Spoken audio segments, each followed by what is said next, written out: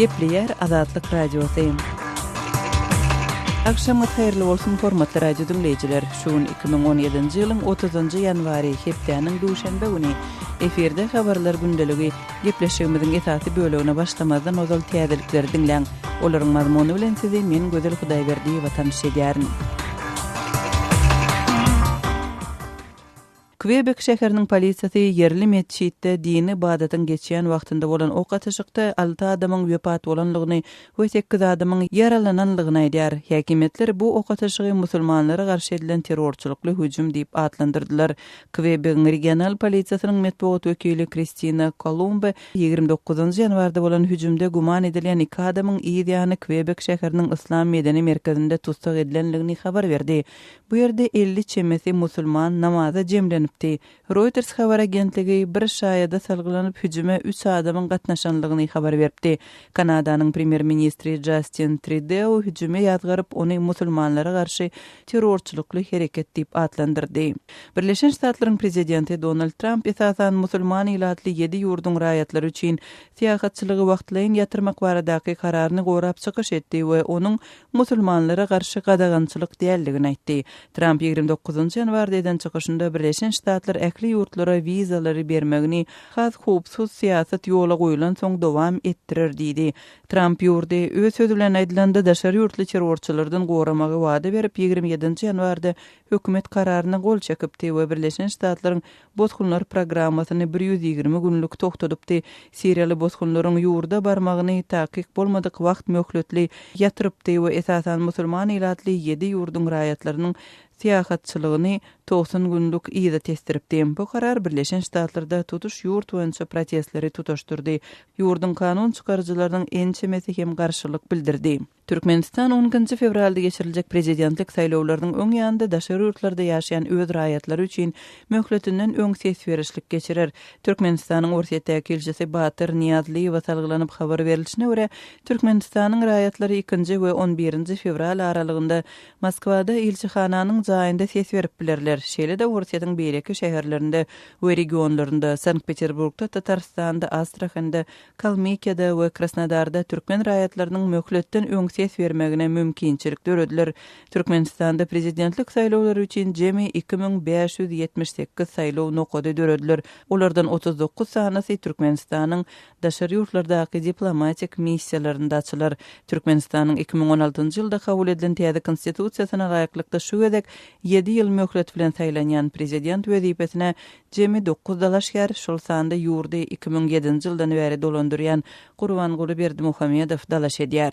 İranyň ýokary derejeli energiýa resmiýetiniň halkara arbitrajynda Türkmenistana garşy iş gozgamakdan el çekip täze gaz ulalaşygy barada gepleşiklere başlamaga taýýardygyny İran matbuaty habar berýär. İranyň milli gaz kompaniýasynyň müdiri Hamet Reza Aragiýnyň aýdanlaryna salgylanyp berilýän maglumatlarda İranyň ozalky ulalaşyklary güýçsiz hata edýänligi sebäbi türkmen tarapynyň şu aýda gaz aktyrmagyny besedip ony bozandygy bellenýär. İranyň milli gaz kompaniýasynyň başlygy Hamet Reza Aragiy 24-nji ýanwarda geçirilen matbuat konferensiýasynda Türkmenistanyň ýylyň başynda İran aktyrýan gazyny kesmegi bilen baglykda Tehranyň türkmen gaz kompaniýasy babatynda kanun taýdan çäre görmäge başlajagyny ma'lum edipdi. Mundan öň Türkmenistan İranyň türkmen gazy üçin 2 milliard Amerikan dollary möçberinde bergisiniň bardygyny aýdypdy. Belarusyň hökümet agzalarynyň gatnaşmagyndaky resmi topary Türkmenistana bardy.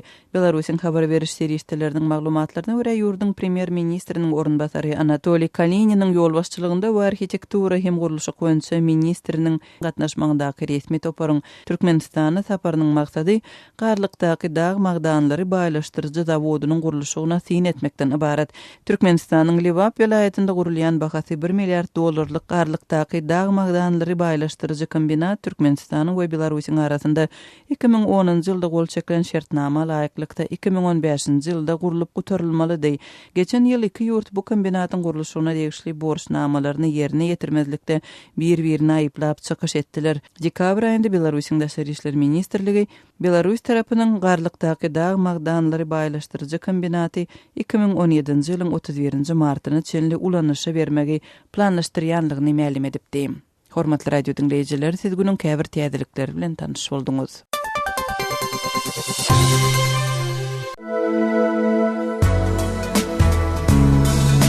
Adatlygy isleýän wagtyňyz isleýän ýeriňizde dinlemek isleýäňizmi? Munuň üçin SoundCloud tilsiminde Adatlyk radiosyny tapyň we ýazylaň. Adatlygyň maglumatlaryny ilkinji bolup dinleň. Play Store'dan ýa-da iTunes'dan SoundCloud'un tilsimini indirmek ýatdan çykarmaň. Adatlygy SoundCloud tilsiminde Adatlyk radiosy ýazyp tap bilersiňiz.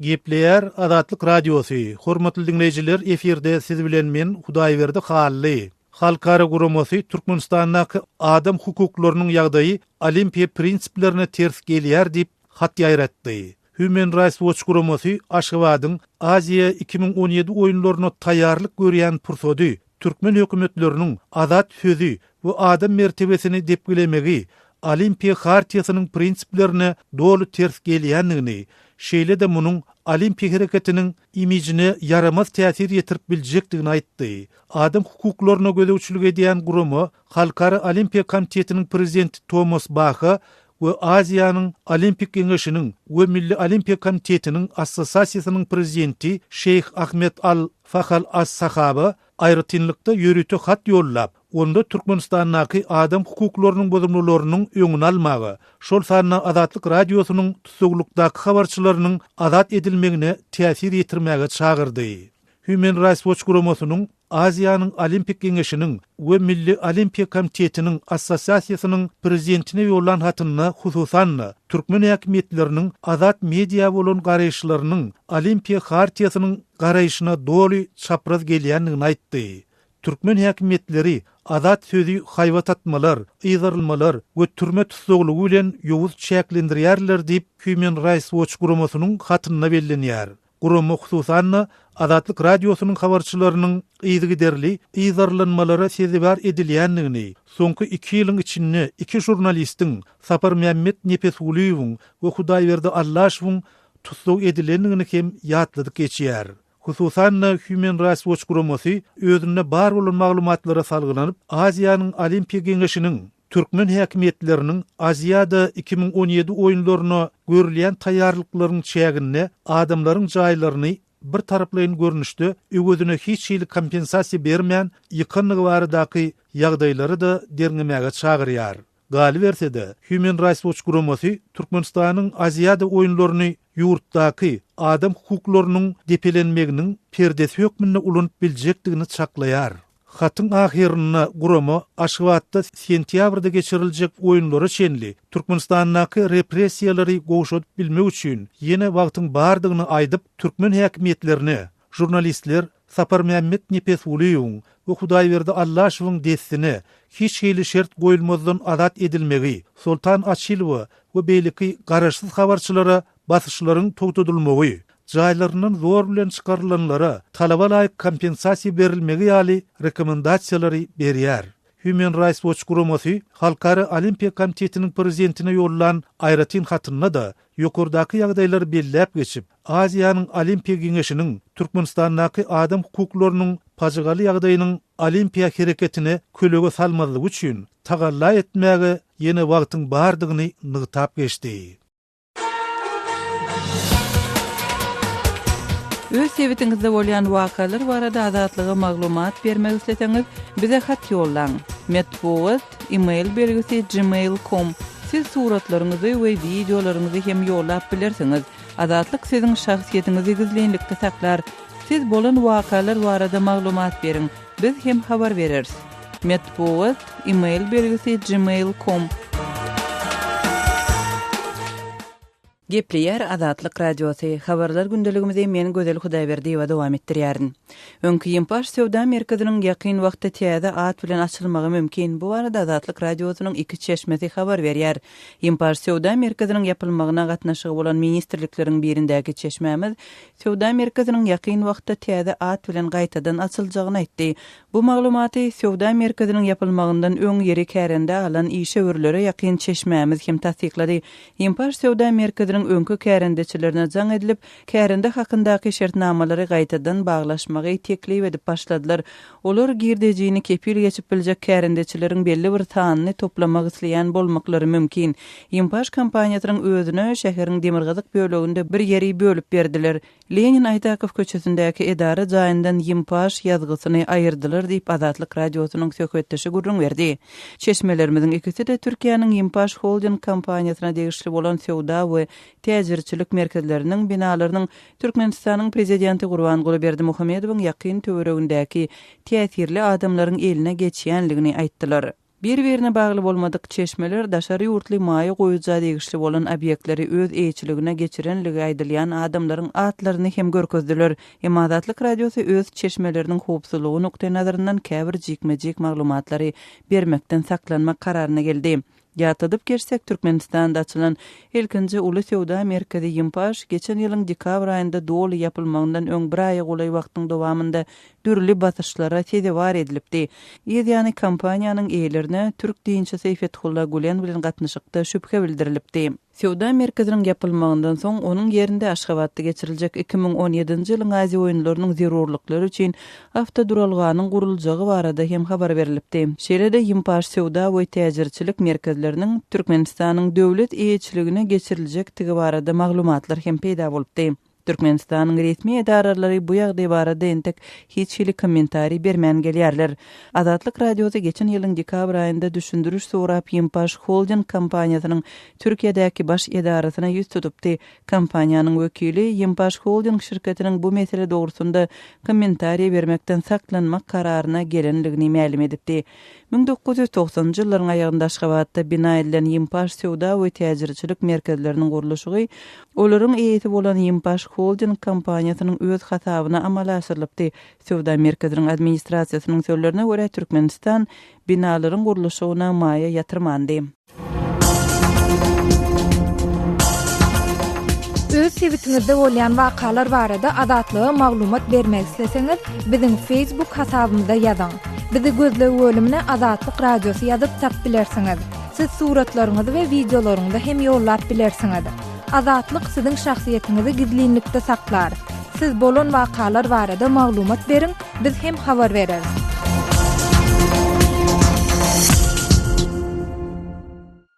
Gepleýär Azatlyk radiosu eferde habarlar gündəligi. Türkmenistanda 10-njy fevralda geçiriljek prezidentlik saýlawlaryna 2 hepde galynda Aşgabatyň dürli kunjaklarynda prezidentlige dalaş edýän kandidatlaryň suratlary we terjime hallary çap edilen maglumatlar peýda boldy. Prezidentlik saýlawlaryna görülýän taýýarlyklaryň jekmejekleri barada Aşgabatdaky habarçyma Sultan Atçylowanyň berjek maglumatlaryny dinläli. Türkmenistanyň prezidentligine dalaşgärleriň terjime hallary we maksatnamalary diýen suratly stend 28-nji ýanwarda Aşgabatyň köçelerinde awtobus duralgalarynyň golaýynda we edara kärhanalaryň öňünde peýda boldy.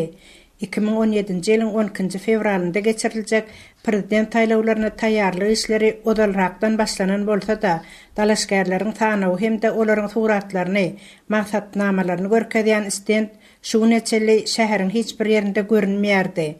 Diňe telewiziýa arkaly prezident taýlawlaryna kandidatlaryň öz maksatnamasy bilen edýän çykyşlary halka ýetirilýärdi. Aşgabatly pensioner 72 ýaşa Geldimrat aganyň aýtmagyna görä, bu stendiň öňünde durup, ondaky kandidatlaryň suratlary, terjime hallary ýa bolmasa olaryň maksatnamalary bilen gyzyklanýan adamlar köçelerde asla görünmeýär. Häkimlikler tarapyndan prezident taýlawlaryna gatnaşmaly adamlaryň tanawy şu ýyl bir gödäwçilikde saklanýandygyny teretmeden ilatyň agramly bölegi bu taýlawlaryň geçiriljek güni ýa bolmasa özlerine degişli taýlaw uçakdyklarynyň nirede ýerleşýändigini hem anyk bilmeýärler. Munyň hem esas sebebi taýlawlaryň açyk aýdyn hemde demokratik ýagdaýda geçýekdigine halkda asla anam ýok. Odal ýyllardaky prezident taýlawlarynda hem ilatyň taýlawa gatnaşygynda aktivlik görünmändi. Ilatyň gatnaşygy näçe göterim bolsa da, taýlawda kimin öňe çykjakdygy, häzir kalynyp barlayan siýasatdan hem öňünden belli diýip Geldimrat aga aýdýar. Geldimrat aganyň pikiriçe häzirki prezident Berdimuhammedowdan başga prezident taýlawlaryna odaldan taýýarlanan kandidatlaryň hiç birisi hem ila tarapynda tanalýan, tanymal adamlar däl. Olaryň kandidaturasynyň halk köpçüligi tarapyndan öňe sürilmändigine hem halk ynanýar. Olaryň programmalary hem gaty gurukdy we olaryň näçe göterim sese eýe boljakdyklary öňünden sonra gastynda galýar. Azatlygy line ulgamynda Osmok 420 773 797 383 telefon belgisi arkaly tapyp bilersiňiz. Biziň bilen habarlaşyp maglumatlary, suratlary we videolary ugradyň. Şahsiýetiniz dogry gizlilikde saklanar. Goşmak 420 773 797 383.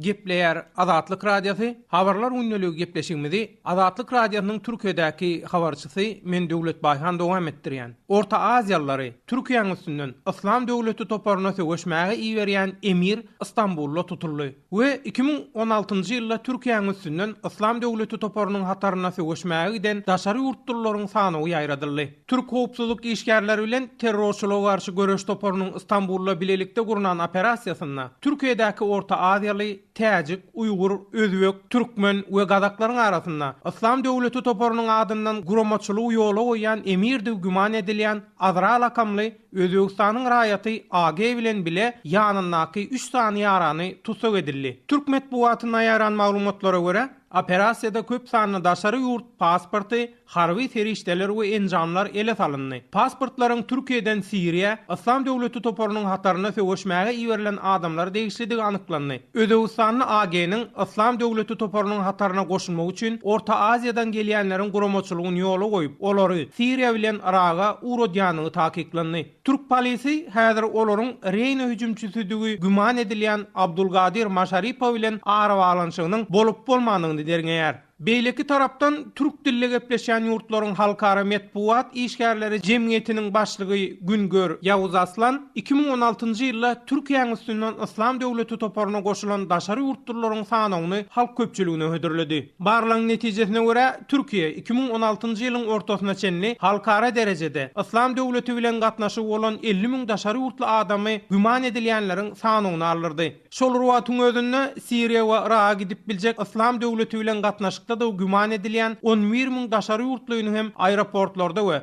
awtobus düşelgelerine saklap, sonra edip olardan 2200 sanyny deport etdi. Barlaň netijesinde taýarlanan sanydaky sanlaryň dolu tahkik we anyk sanlar däliligine üns çeken Ýawuz Aslan Orta Aziýa ýurtlarynyň raýatlarynyň arasynda aglawa köpçülik Russiýa we Owganstanyň üstü bilen radikal toparlaryň hataryna goşulýarlar diýip belleýär. Türkiýe dilli gepleşen ýurtlaryň halkara medeniýet işgärleri jemgyýetiniň taýarlanan sanynyň ýany bilen jemgyýetiň 2015-nji ýylda taýarlanan raporty barasynda hem medeniýetde beýanat beren Ýawuz Aslan ýurtlaryň her 1 million adamyndan Islam döwleti toparynyň hataryna goşulýanlaryň sany bolsa Türkmenistan 72, Özbekistan 33, Täjikistan 24, Russiýa 12, Gazagystan 8 we Kyrgyzstan 5 diýip nytaýar. Ýatlap geçsek Türk medeniýetyne ýaran habarlara görä 2016-njy ýylyň noýabr aýynyň ahirlaryna Islam döwletiniň janyndan geçen bombaçysydy güman edilýän Türkmenistanyň we Özbekistanyň raýatlary we olaryň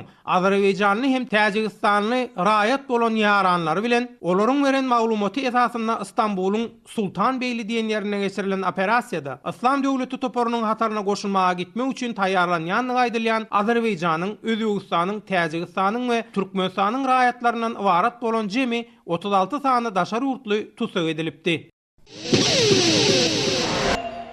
Gepleyer Azatlyk Radiosu habarlar gündeligimizde dowam etdirýäris. Türkmenistanyň iş bilen öpçünçilik hakyndaky täze kanunynyň käbir maddalary şu ýylyň başyndan güýje girdi.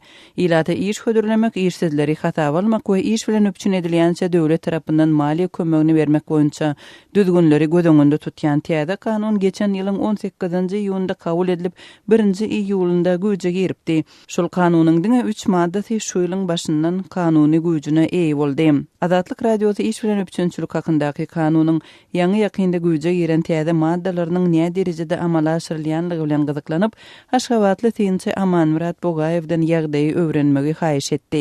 1-nji ýanwardan 8-nji, 26-njy, 27-nji maddalar güýjüne girdi.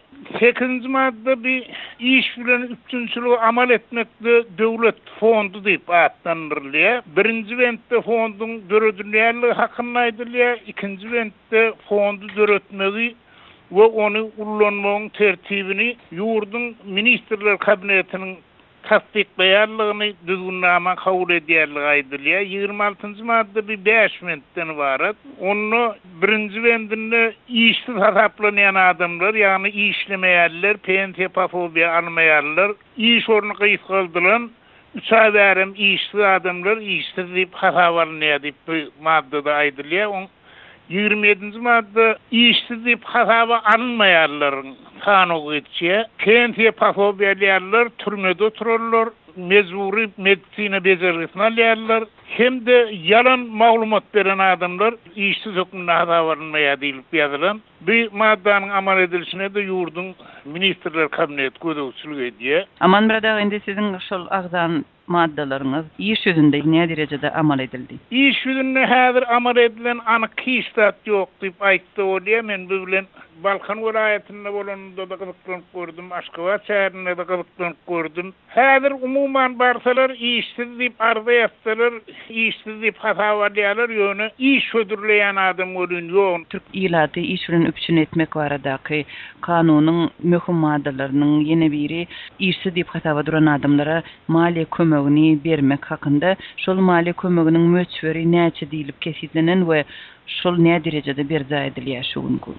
Sizin sorayan maddaňyz 34-nji madda, ol işsizlere berilýän pasobiýanyň möçberi hakyndaky madda. Ödüm geçen ýylyň 1-nji iýulundan güýjüne girdi, ýöne zähmet bizelerine baryp işsize beriljek pasobiýanyň möçberi näçe diýsen hiç kim anyklany aýdyp bilenok. Biz ýokardan beriljek görkezme araşýat häzir hiç kime pasobiýa ötülämiz ok. Ýokardan ýörüýte düzgünläme görkezme gelenden soňra töläp başlar diýip gümürtük jogap berýärler. Mundan 7 ay ol güýjüne giren madda entegem işlänok. Gepleýär Azatlyk Radiosu. Men Aras Perwiş, biz programmamyzy dowam etdirýäris. Kanadanyň Quebec şäheriniň polisiýasy namaz wagtynda bir mesçitde bolan ataşykda 6 adamyň ölüp, 8 adamyň yaralandygyny aýdýar. Ýurdun resmileri hadisany musulmanlara garşy gönüktirilen terrorçulukly hereket diýip adlandyrdylar. Quebec'in welayet polisiýasynyň sözçisi Christian Colomb hüjüm bilen baglykda guman edilýän 2 adamyň tutulandygyny aýtdy. Ýöne ol derine o işleri ýaňy başlandy diýip 29-njy ýanwarda Quebec şäheriniň Aslan medeni merkezindäki atyşyga näme sebäp bolandygy hakda jekmejek maglumat bermedi. Kanadanyň Günnogor şäherinde ýerleşýän mesçidiň imamy helaklenenleriň sanyny ozal 5 diýip beripdi. Habar gully Reuters bir şaýada salgylanyp hüjüme eli ýaragly 3 adamyň gatnaşandygyny aýdýar. Quebec welaýatynyň premier ministeri Philip Coulay atyşygy wagtçylykly zorluk diýip häsiýetlendirip, bu musulmanlara garşy gönüktirilen terrorçulukly iş diýdi. Kanadanyň premier ministeri Justin Trudeau Twitter'de bu gece Kanadalılar Quebec şäherine bir mescidi edilen namartlarça hüjümde ölenlere gynanýar. Men pida bolanlara we olaryň maşgalaryna duýgudaşlyk bildirýärin diýip ýazdy. Mescidin imamy Muhammed Jangu jurnalistlere näme üçin bu iş bu ýerde bolýar? Bu bir wagtçylykly zat diýdi. Ýekşembe güni mescidden ir gaýdan Zübeyde Bonjodanyň aýtmagyna görä merkeze ozal hem haýbat atylypdyr. Iýun aýynda mescidin öňüne bir jojugyň kellesini goýup gitdiler. Ýöne biz bular täktuk zatlardyr diýip muny çynlakay zatlar öýtmedik. Ýöne bu iýje bu täktuk zatlar tapawutly gerimleri eýe boldy. Quebec welaýetinde ýerleşýän Gatineau şäheriniň häkimi inni özüniň mescidleriň teoregine polisiýa işgärlerini köpräk ýerleşdirjekdigini aýtdy. Polisiýanyň bildirmegine görä New Yorkda hem mescidleriň we beýleki ibadathanalaryň teoreklerine edilýän patrolluk artdyrylypdyr. Şäher häkimi Bill Blasio Twitter'da New York'un polisiýa departamenti şäherdäki mescidleri goşmaça gorag bilen üpsün edýär. Ähli New Yorklular hüşgär bolmaly. Bir zat görseňiz aýdyň diýip ýazdy. Azatlyk radiosyny dinleýärsiňiz. Eferde habarlar gündeligi programmamyz. Demirgazyk Awganystanyň Balyk welaýatynyň Şordepe etrafynda Türkmenistan bir mektep gurup berdi. Mektepde 500-den gurrak gyýda okuwçy bilim alýar. Bu ýerde gyýda okuwçylar bilim alarýaly mektep ýokdy. Şo sebäpden yerli ilat hem okuwçylar Türkmenistana minnetdarlyk bildirýär. Türkmenistanyň gurup beren mektebinde okuwçylara bilim berýän mugallim hem bir okuwçy bilen söhbetdeşligi size höwürlýär. Zakiya maktabi Rüzgeldi Uyçi'nin ustadı olan. Bu mektepte hança gyýçaga bilim alýar? 500 kızça bilim alıyor. Sınıfa avvaldan yaxşı hava. Sınıfa ders veriyor. Kurslar ders. Mektebinizde näme kemçilikler var? Bu maktabda şirin su kamçılığı var, mana daraxt yok. Gengişlikte de daraxt yok. Kızlar şagirdler sayasında oturayan daraxt bolsa, Türkmenistan'da xahiş etdiler kömek etsin. Türkmenistan'ın bu maktabı kurup berenden bizler minnettar. Bu yerde köp kızlar bilim alıyor. Bu yer bilensen bu yerde kızlar bilim alan yoktu öňde. Bu yerde maktab açıp berdi, endi kızlar hem bilim alıyor. Şunun için halkam razı, okuwçylar hem razı. Ene biz malimlerden kamçılığımız var. Hususan dil kamçılığımız var. Bizler Türkmenistan'a alıp gidip diring berse, şu yerde 6 ay ya 3 ay, şu yerde gelip bizler son çağalara bilim bersek, şu xahişimiz var. Bu mektepte okuwçylara bilim berýän näçe mugallim var? Ön malim var berde. Şu ön malimin 5 alıp gidip yerde bir diring berse, ya şu yerden üstad gelip bize okuwçylardan ya malimlerden ders verse, şu bizden şu xahişimiz var. Türkmenistan kitaplar beripdir. Ol kitaplar sizler yazıp okabilirsiniz şu Türkmenistan'ın hatında. Şu yok da şundan bizler xahiş etýäs kömek etse. Bizler şu Türkmenistan'ın tazalik bizini öğrensek, Türkmenistan'ın beren kitaplarını biz okuwçylara ders versek, şunun için bizler umid etýäs şu kitaplara, şu hatlara bizlere öğretse. Men adım Halima. Näçinji sınıfda okuyorsun? 7-nji. Okuw näçe? Okuw ýaxşy. Türkmen dilinde okuyorsun? Hawa. Türkmenistan'ın haýyşlamy biler kömek etse, Türkmen dilinde okuw berilse, Türkmenistan'ın prezidentinden haýyşymyz şol mektebe ýene-de kömek etse, okuw kitaplaryny bize iyi berse, biziň ustadlarymyzy terbiýelep berse, bizler bu ýerde okuwçylar bolup Türkmenistan'ın prezidentine minnetdar. Biz ata-wetene barıp okuýmaga isleýär. Ýokary okuw jaýlarynda bir ýerdäki mektebi tamamlar barıp bilim almaga mümkinçilik türeder diýip umydymyz bar. Gepleşigi taýinlap azatlyga ýetiren Şaýmerdan oğlum Rady. Gepleýär Azatlyk radiosu. Hormatly dinleýijiler, eferde siz bilen men Hudaýberdi Hally. Özbegistan bilen Türkmenistanyň arasyndaky serhet Mirziýewiň Horizme saparynyň öň ýanyna açyldy. Şu maglumat bilen habarlar gündeligimizi dowam etdirýäris. Özbegistanyň prezidenti Şawkat Mirziýewiň Horizm welaýatyna saparyna 2 gün galynyna serhet ýaka ilaty özbek türkmen serhetinden 3 günlük vizasız geçip gelmege yol açyldy. Mundan 4 ýyl ozal Özbegistanyň garaşsyzlyk gününiň öňü sirasynda serhet geçirgesi yapılıp 2 goňşy ýurduň ilatyna gysga wagtlyk vizasız geçip gelmek düzgüni ýatyrylypdy. Azatlyk radiosynyň özbek gullugy bilen gurrundeş bolan, özüni Mustafa diýip tanıştyran raýatyň aýtmagyna görä, Şawat serhet geçirgesinden adamlar goňşy Türkmenistana geçýärler. 2 ýurduň arasyndaky serhet 25-nji ýanwarda açylypdyr.